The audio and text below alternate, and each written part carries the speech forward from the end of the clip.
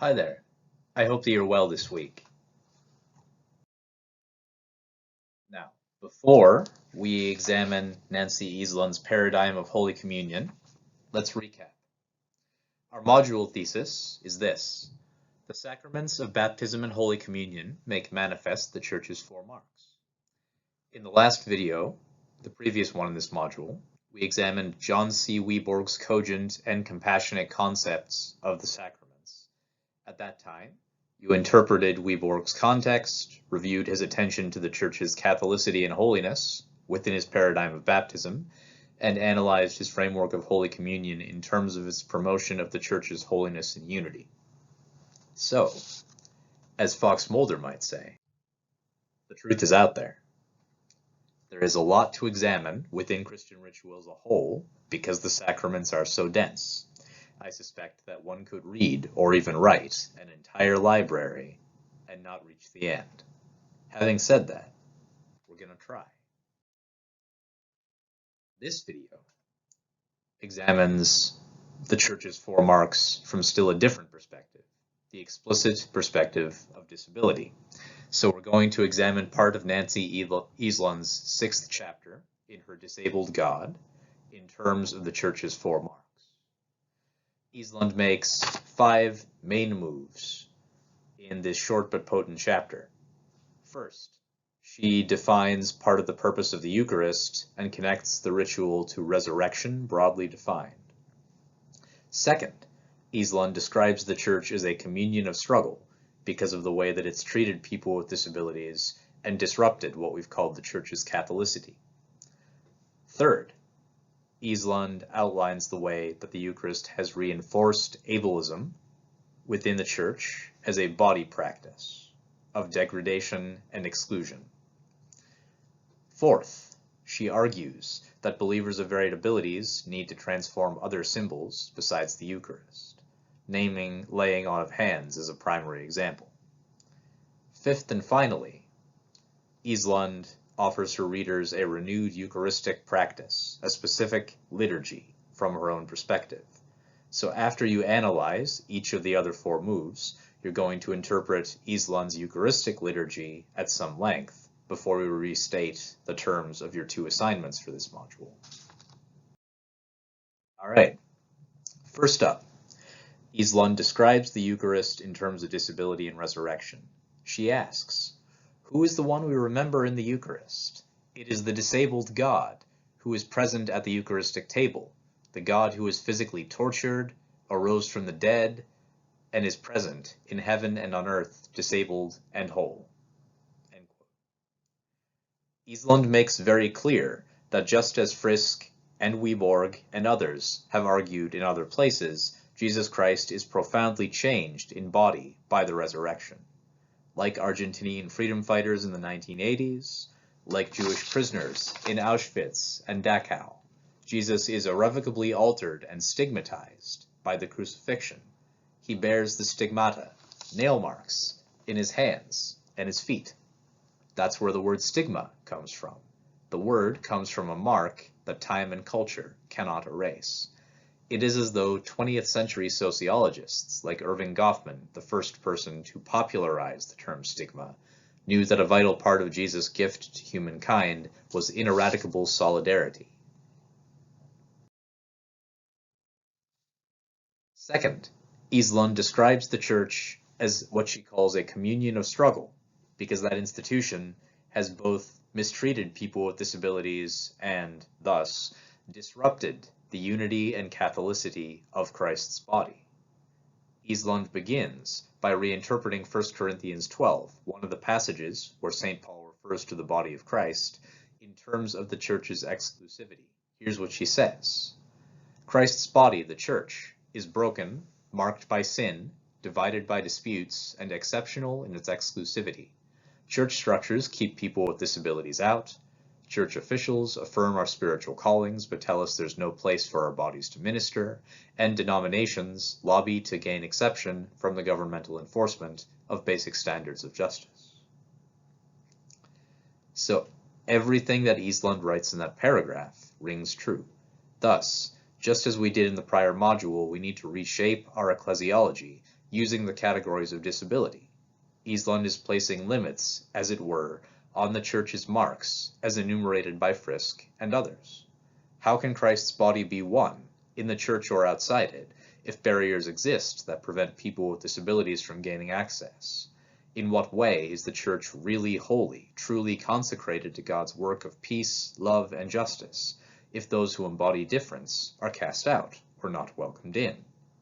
What's the depth of the Church's Catholicity if different bodies are treated as exceptions rather than norms?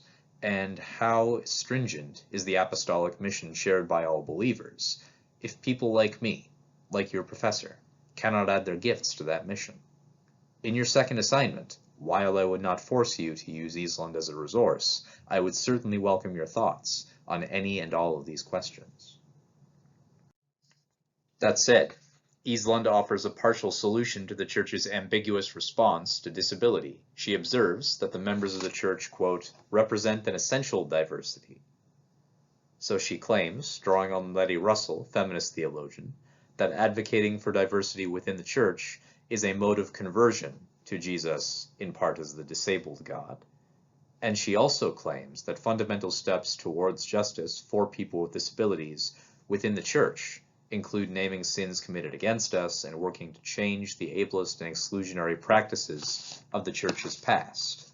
It's also notable that Eiesland cites American journalist Sue Halpern's claim that empathy for people with disabilities, quote, is unavailable to most people of able body, because the projection of able-bodied bias onto people with disabilities is mediated by that same able-bodiedness. Plus, as we already know from our own experience, and as Eiesland again makes clear, no person of able body really lives into the illusion of physical perfection. Eiesland concludes that section by contending, I quote, the struggle for justice entails the physical practices of relating to and caring for people with disabilities as central to the mission of the Church. I think that's a pretty central, clear, summative statement for that section. Goal 3. Eiesland defines the Eucharist as practiced, in her experience and her research, as a ritual of exclusion and degradation. She begins by defining body practices within the Church as, quote, a physical language, the routines, rules, and praxes of the body, conscious and unconscious. In the Church, the body practices are the physical discourse of inclusion and exclusion. End quote. Eiesland claims the Eucharist as a normative body practice of the Church because anyone who can take or serve communion, quote, is a real Christian subject. After noting the inclusion of people with disabilities in Eucharistic rites as a matter of justice, Eiesland explores her own experience of receiving, or rather not receiving, the Eucharist within her own Lutheran congregation. She asserts that rather than accept her body as it was and change their practice to welcome her, the leadership of her Lutheran church decided to segregate Eiesland during communion and to serve her separately from the rest of the congregation. Again, this disrupts the unity of the Church. And Eiesland's own experience, as well as those of Stuart Govig, Margaret Orlinsky, and others, lead Eiesland to contend that the Eucharist is a ritual of exclusion and degradation.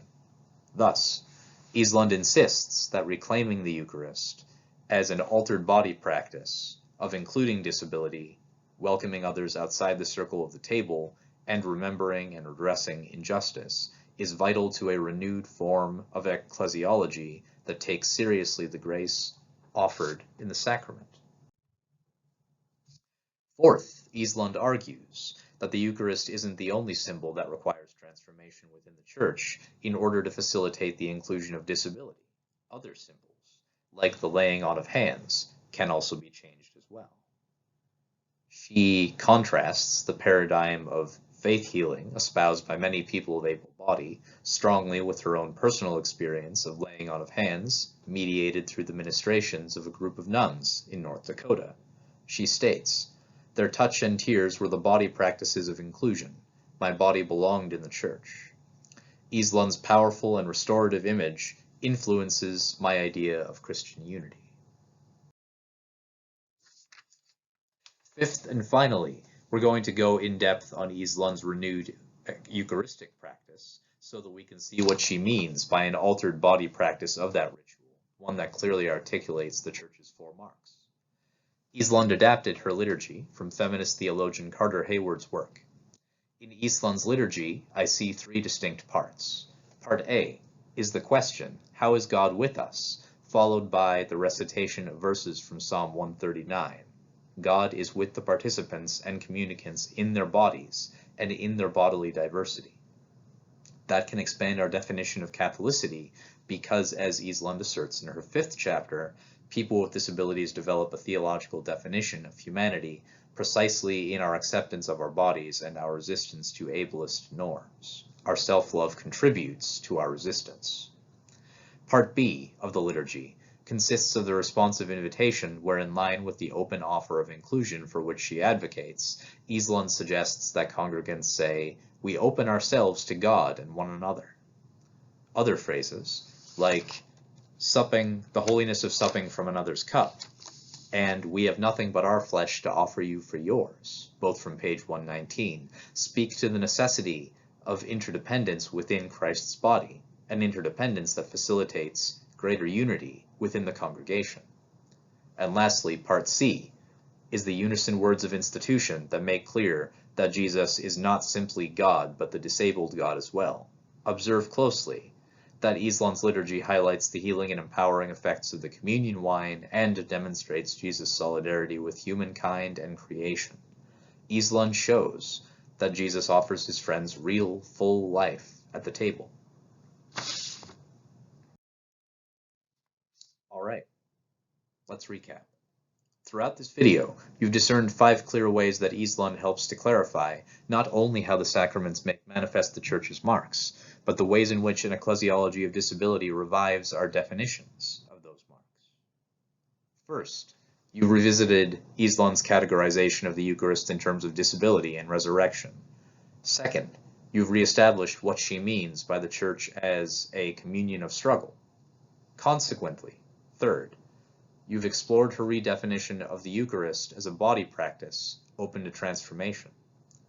Fourth, you've briefly reviewed her recapitulation of laying on of hands as a symbol of greater power for people with disabilities. Fifth and finally, you've interpreted parts of her communion liturgy, one that includes disability and in different ways addresses the Church's 4 marks. Which should lead us back into your assignments for this module. First, I would like you to write me a 300-word précis based on Frisk's concepts of baptism and Holy Communion, based in his chapter, and as you do this, please keep Weborg in mind as well. Second, I would like you to create a 300-word discussion post and a 100-word response to a classmate's post on how you would work with your congregation to create an open communion service. That is, how do you fence the table? Who's in and who's out in your experience of communion? As necessary, please refer to Eiesland's discourse on the Eucharist. I'm not going to enforce it, but I think it's very useful for that sort of thing. That's enough for now. When you're ready, please go on to Module 9. Thank you.